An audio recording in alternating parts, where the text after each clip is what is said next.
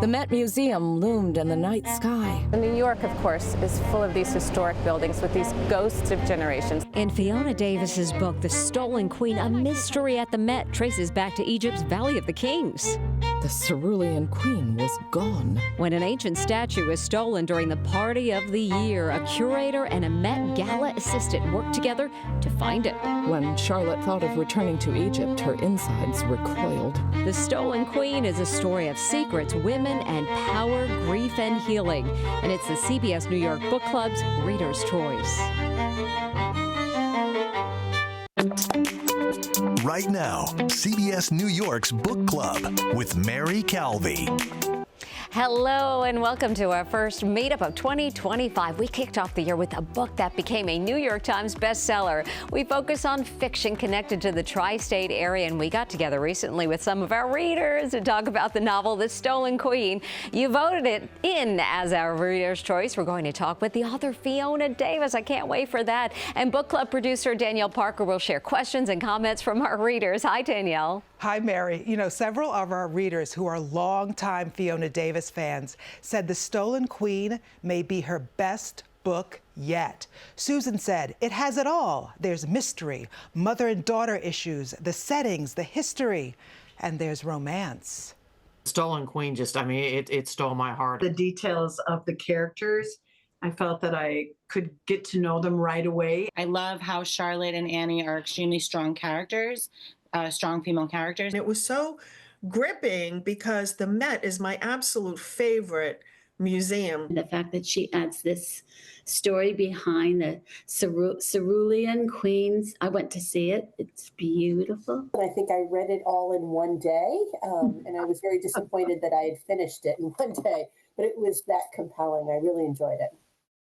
Compelling indeed. I mean, there are so many secrets discovered, uncovered, and ultimately resolved in unexpected ways. Mary, there were so many surprises. It was such a page turner and twists and turns everywhere. So I'm really looking forward to hearing from the readers throughout our half hour. And writers, you know, Danielle, can be inspired by many things, often from people that they know or places that they've been. For our Reader's Choice author, it's drawn from buildings of all things, but not just any buildings. Since it was founded in 1870, the Met Museum has been a treasure, housing over 5,000 years of art from around the world. Your research journey is every author's dream. Just because you find these incredible, iconic locations to build fabulous stories around them. I've always been drawn to buildings, and New York, of course, is full of these historic buildings with these ghosts of generations that have lived in them. From her stunning debut novel, The Dollhouse, about the glamorous Barbizon Hotel for women in New York City, to her 7 other historical fiction novels, including now the Club Calvi Reader's Choice, New York Times bestseller, The Stolen Queen, Fiona Davis draws readers in through her love of New York City architecture. Outside the Metropolitan Museum, a red carpet spilled down the front steps like a river of Merlot. The research is a huge part of it, and I do all that, and you know, I interviewed so many people who work here, you know, docents, curators, you name it, and then I can kind of build this scaffolding that I layer the fictional story over. And as a journalist, I need that scaffolding. You know, that's what launches me off. Yeah. And then the characters just start coming to you, and then suddenly you have a plot, and then you have a book. And tell me about the artifact in particular that you really centered this book around. Yeah, so it's called Fragment of a Queen's Face. It's beautiful. It's made of yellow jasper. It's shiny, and it's only this part of a woman's face. And the lips and the chin are stunning. It's really beautiful. And I thought, oh, you're just drawn to it because you want to know, what did it look like, you know? But you can just imagine it in your head, and it had to have been stunning. The novel transports readers from the glamorous museum to the labyrinth streets of Cairo in search of an artifact swiped during the biggest gala of the year. The first of the limos was pulling up to the curb where a clique of photographers waited patiently for their prey. How much time did you spend here, and how did that research take place? I'm very lucky that I live right across the park, so I would zoom over all the time. And it's everything from needing to figure out, okay, what are the floors in that gallery made of? Let me go and check.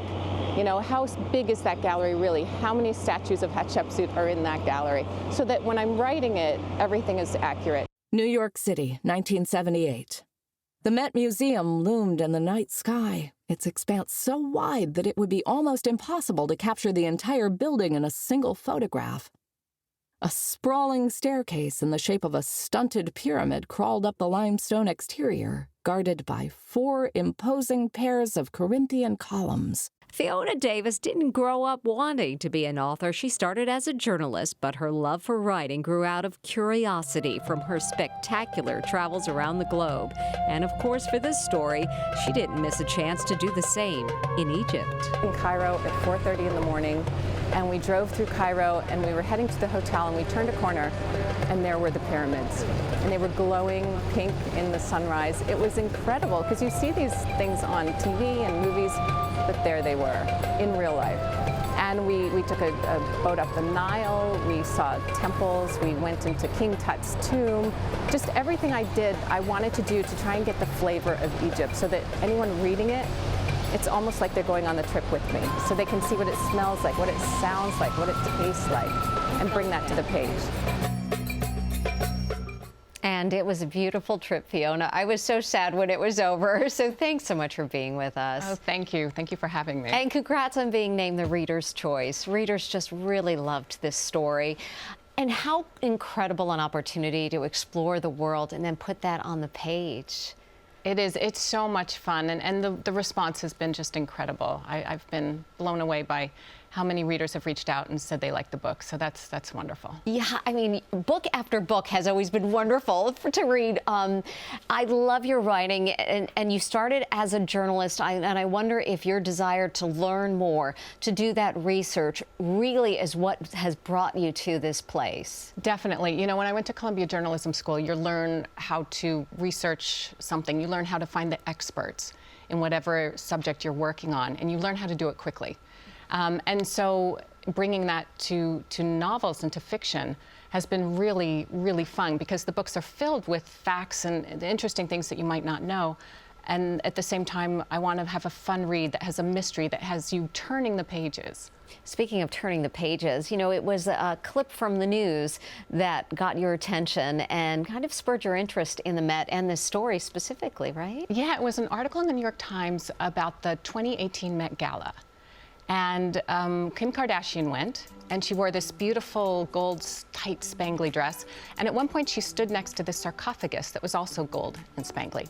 And the photo went viral, as it would. I remember it clearly. Do you? And so the Jordanian smuggler who had stolen the sarcophagus complained to an undercover informant that he'd never gotten paid. And this got back to the Manhattan DA's office that has a whole unit on stolen art. And they took a look, and they found the papers had been forged or falsified. And the Met was forced to give the sarcophagus back. And when I saw that, I thought, this is the perfect mix of pop culture and ancient art, and that's how I'll enter into the story. And that's how the Stolen Queen was born. Wow, I know our readers have so many questions for you, so let's get back over to Danielle and hear what they have to say. They have a lot to say, Mary and Fiona. In fact, they felt like the Stolen Queen gave them access to secret worlds. And Fiona did that by being so detailed in her writing, whether it was describing the tombs of the pharaohs of ancient Egypt or behind the scenes at the Metropolitan Museum of Art. Susan wanted to know, how hard was it to get that access? And she had this question. There are other interesting things she found out while she was learning about things that we wouldn't normally know about, especially like that tunnel that the thief escaped through. Is that really accurate? Is there really that type of a tunnel there? All right, Fiona, we need the answer to that. Sure, yes, the tunnel is there. It's an old runoff tunnel that the museum was basically built over. And so it is there, and it's been there ever since it was built. And then in terms of the Met and getting access, they were wonderful. The communications head at the time gave me a wonderful tour down to the staff caf, which is where they eat their lunch or dinner. There's these very wide hallways in the Met down in the basement, and every so often there's signs that say "Yield to Art in Transit." Oh, isn't that great? And those details are really fun. It's so amazing, and it really shines through in your art. Your research does. What type of research needs to go into putting something like this together? It's a spectacular novel. Thank you. Yeah, the Met is like a small city, as I said, and so, you know, I interviewed everybody I could: docents, curators, technicians, handlers. There's so many different jobs at the Met. There's a job called a lamper, And those are people who just change light bulbs. Really? And so just learning all those facts and being able to integrate it into the story was very important. And the idea of preservation when you're talking about so many thousands upon thousands of years of art. Let's get back to Danielle. She has some more questions from our readers. That's right. You know, readers read this cover to cover, even reading Fiona's author's note at the end. And she revealed that she based the theft in this book on an actual heist that happened at the Met Museum in the 1970s. So a bust was swiped from the Greek and Roman galleries, it was recovered, and that crime got Joe wondering. Any other places she's borrowed information from to kind of fill out the story? Yeah, so how do you do that? You take these incredible pieces of news and then turn them into a novel. How does that happen? You know, one perfect example is the character that is based on Charlotte when she's young and she's working in Egypt. And that's based on a book called Empress of the Nile by Lynn Olson, which is a nonfiction book about this incredible French woman. She was an archaeologist, and she worked in Egypt in the 1930s and had some incredible finds. So reading that, I was able to kind of transport some of that into the story. And so Charlotte is based on Christiane de Roche Noblecourt. I need to ask you about your trip to Egypt and how you were able to incorporate pieces of that into your writing. How important was that trip, and what type of details did you take from it? It was very important. I knew I needed to be there. And so, for example, what's it like to walk into a tomb? And so we went to the Valley of the Kings. Specifically, I mean, yeah, look, what's the floor like? What does it smell like? Yeah, Any of that. First of all, often the openings are really narrow. And so to describe that claustrophobic feeling as you're kind of walking down this ramp that's very steep into, and then it opens up into this tomb that's filled with colorful hieroglyphics. It's incredible. And I wanted to bring that sense of awe into the story. When your character does step in, I remember feeling that as I was reading it, and how incredibly awesome it must have been when they open into this large room and there it is. There wasn't much, though, when she first got in, but there was much more than she would have imagined, right? Yeah, most of the tombs have been already raided from ancient times, so a lot of them that they find are empty. But every so often you get something like King Tut's tomb where it's filled with gold, so you never know. Let's talk about the artifacts that even you were able to see and you were able to draw from this novel. Yeah, there's definitely a fragment of a queen's face, which is this beautiful sculpture that the piece that goes stolen in the book is based on. But then there's also artifacts, like there's a broad collar that's very important in the book, and that's at the Met. You can go and find it, and that's just this beautiful piece of jewelry that the royalty or the elite would wear back in Egypt. And I did enjoy how you brought in the elegant gala of the year into this, because I'm always fascinated by it. I had a chance to be on the red carpet a couple of times to interview the superstars as they were going to the real Met Gala. But in yours, you create this beautiful fictional account of this gala, and I did really enjoy that, and was drawn to it as well. Yeah, in the 1970s, which is when the book takes place, the Met Gala really started to become the party of the year. And so in '78, which is the year that it's set, you had Mick Jagger going, and Diana Ross and Jackie O and all these wonderful celebrities. So it was fun to bring that into the story and recreate the party of the year in 1978. You did it splendidly, too. We're going to take a quick break, but we have so much more to talk to you about. We'll be right back.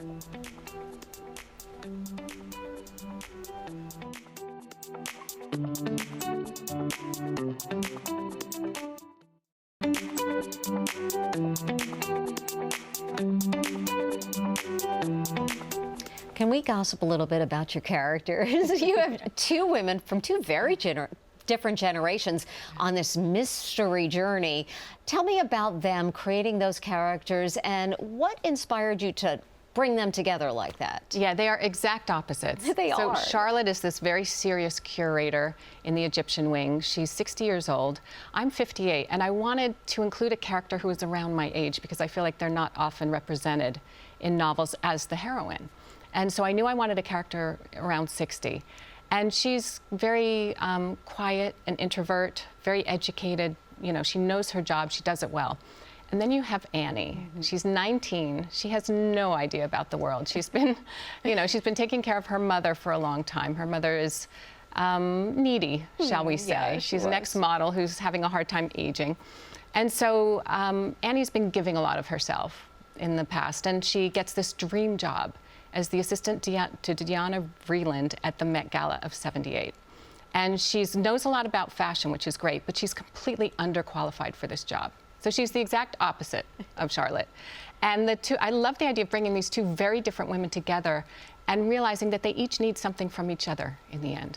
You know what I found, though? There was this underlying tone of just strength and resilience between the two of them. Just that little bit of extra courage I think the two of them had, you know, with Annie just taking a feather boa to somebody she has no idea who that might be, and then turns into this incredible job. And, of course, with your main character, who has traveled the world, and that trip to Egypt was quite incredible, and you have a little bit of romance too for her throughout that book. So were they a bit like your artifact in a way? There was that strength throughout, that thread that carried through your novel. I love that. I love that you picked that up. I think it's so important to show women who are resilient and strong and have opinions and speak their mind. And both of these women in different ways are able to do that. And you know, I'm very curious how women's voices and agency have changed over time and how it hasn't. And so to talk about this 1970s where women couldn't get a credit card or a loan without a man co-signing. And then jumping back to ancient Egypt and, you know, Charlotte realizing that back then women could get divorced, they could keep their kids, they could keep property, and how things have shifted over time and how we go through these cycles. So many more questions from our readers. So let's get back over to Danielle. Thanks, Mary. You know, I was just thinking about what Fiona said about Charlotte. Charlotte, yeah, she's quiet and she's shy, but there is a core to her. That woman has like an iron spine and she's spicy. So readers, if you're looking for that book that has that, you know, dual aspect to a main character who seems one way, but you press her, she's a whole other way, this is your book. So readers who are big fans of Fiona's picked up on a change in her writing. We know that Fiona focuses on New York City buildings, but The Stolen Queen took readers far from the city. Here's Anissa, a Fiona Davis super reader. My question for you, Fiona, is did you have any apprehension in using Egypt as your first setting outside of New York City? Yeah, so what about that, bringing us to Egypt? Yeah, so all the books have been set in Manhattan. You know, that's been 7, 8 books in Manhattan. And you would think I would go to New Jersey first, just, you know, start easy, but no, I went to Egypt. But it just felt like that was such a wonderful part of this story, especially at the Met and the Egyptian wing, and figuring out where these artifacts come from and going back and going through that history. I thought that was very important. And I thought, ooh, that means I get to go to Egypt. And so I had to do it. I love that idea. And being that you're in New York City, tell me about your process. Do you walk around and look around and say, hey, I wonder what happened in there? I mean, give me an idea. You know, there's so many people who are interested in writing their own books, and maybe they might get inspired by their own hometowns. Oh, yeah. I just love the idea of these buildings having stories to tell us. And so, yeah, as I walk around the city, I'm always keeping an eye out for something, a building that might work. And I want a building that's changed over time. So something that might have started one way and ended up another. So for example, looking at the Dakota in the 1880s versus the Dakota in the 1980s and comparing and contrasting, to me, that's the way in. And just for those who are aspiring writers, you know, you started your career 10 years ago. And so most people think, oh, they need to go to school and they need to start their first book as soon as they graduate from college. But for you, you took some time doing other things, and that might have been a perfect way in for you. I highly recommend it. You know, if I were writing a book in my 20s, I wouldn't have anything to say because I hadn't lived life.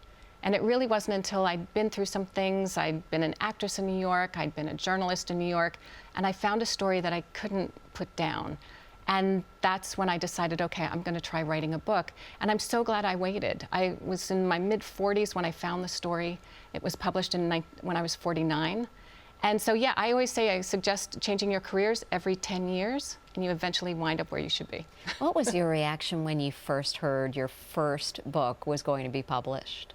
I was over the moon. And you know, back then, I didn't know what I didn't know. I didn't know much about the industry. I didn't know how it worked. What I was so surprised at was how many wonderful friends I found in the book community.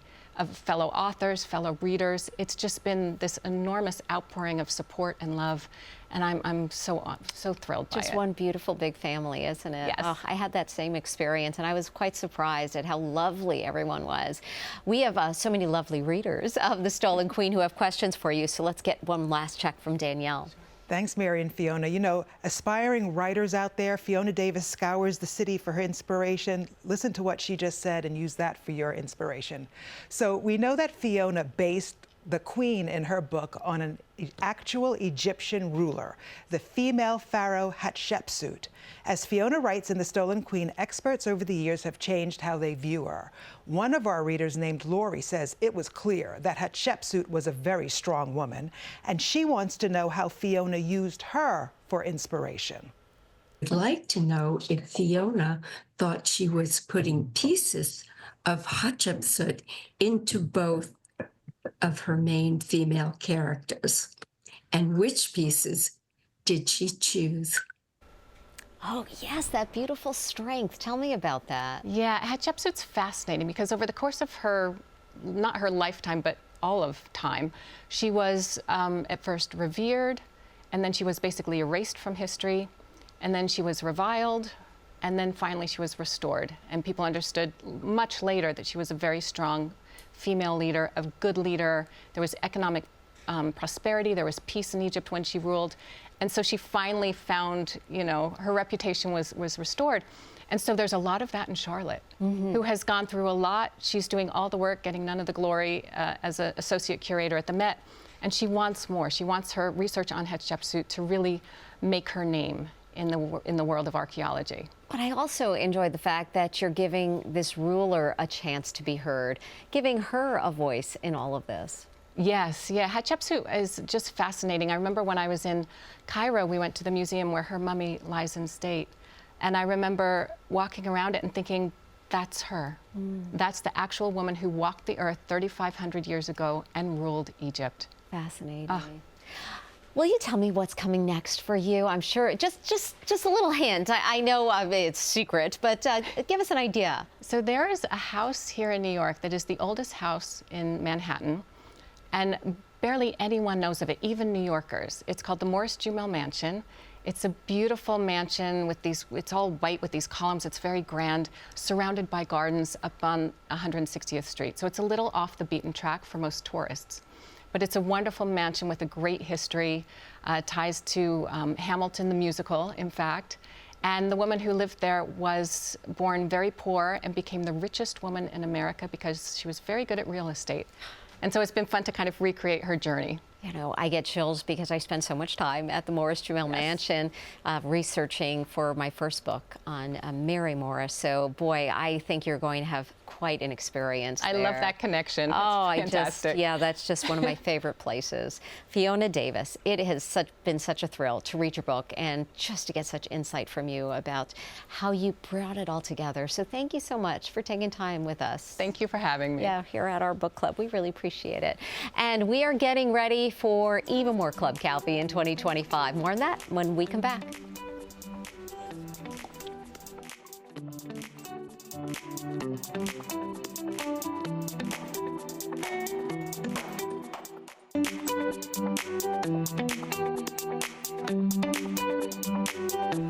Danielle, our readers had such good questions. They had great questions. That Zoom was on fire for this book. I mean, it was wild. It was great. So is the book, right? So is the book. I loved reading it. It's almost time for you to choose the next book for the CBS New York Book Club. We will reveal the next round of Fic Picks on Tuesday. On Tuesday. So make sure you watch for Mary's announcement that morning, Tuesday morning. And after that, you can read the excerpts from the books and you can vote on clubcalvi.com. Remember, join our Facebook group. Just scan the QR code you see there on your screen and you get sent directly to our page. We also have info on clubcalvi.com. And we can't wait to see what you pick. We're looking forward to it. We'll see you in the spring for our next meetup, too. Bye.